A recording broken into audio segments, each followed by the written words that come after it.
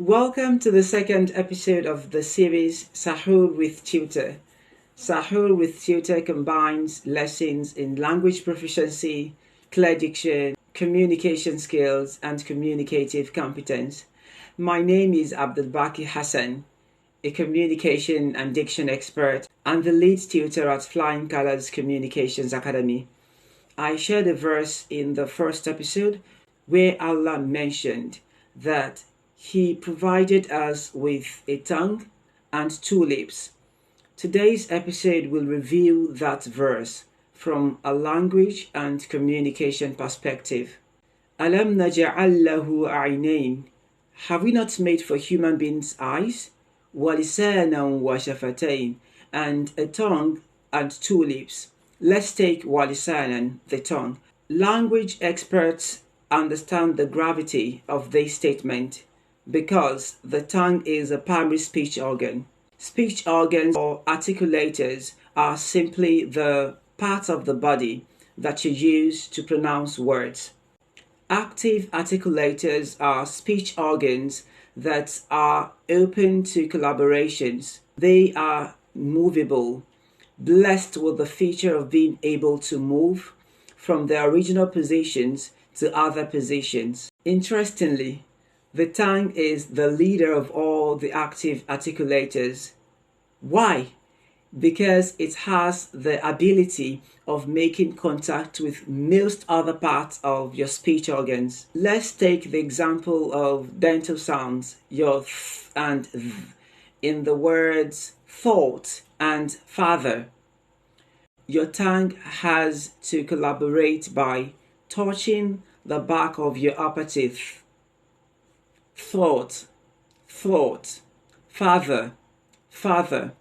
You can't pronounce t and d in the words team and disc if your tongue doesn't touch your alveolar ridge.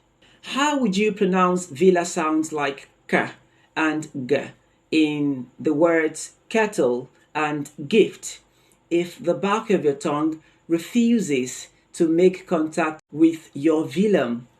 These examples reveal the extraordinary feature of the tongue in the pronunciation of consonant sounds. It is even more extraordinary in vowels. According to experts, there are 4 criteria for vowel descriptions, and 2 of these 4 criteria are the height of your tongue and the movement or position of your tongue. This is why a typical vowel chart is like the shape of the tongue, and it typically shows where the tongue should be during pronunciation. Little wonder is it, therefore, that many languages, cultures, and traditions use the tongue to represent language and speech as a whole. For instance, the Yoruba will say, Odalahan, he is silver-tongued, when they want to describe fluency and eloquence. English calls a person's first language the mother tongue. In Arabic, language is synonymous with the tongue. When disbelievers claimed that the Quran was not revealed by God, but taught to the prophets by man, Allah retorted, saying in Surah An-Nahl, chapter 16, لسان الذي يلحدون إليه أعجمي وهذا لسان عربي مبين. The tongue that they, the disbelievers, refer to is foreign, while this Quran is a clear Arabic tongue. That is, the language that the doubters refer to is foreign, while the Quran is Arabic language. Allah substituted language as a whole for tongue in that verse.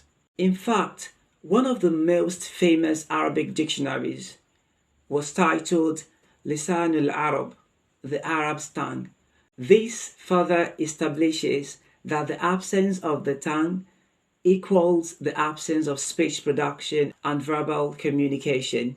So when Allah says that He made for you lisanan, a tongue, don't think it is just a mere attachment to your mouth. Join me tomorrow morning at 5 a.m. for another promising episode of Sahoor with Tutor as I discuss the second part of the verse. washafatain. Success at your fingertips.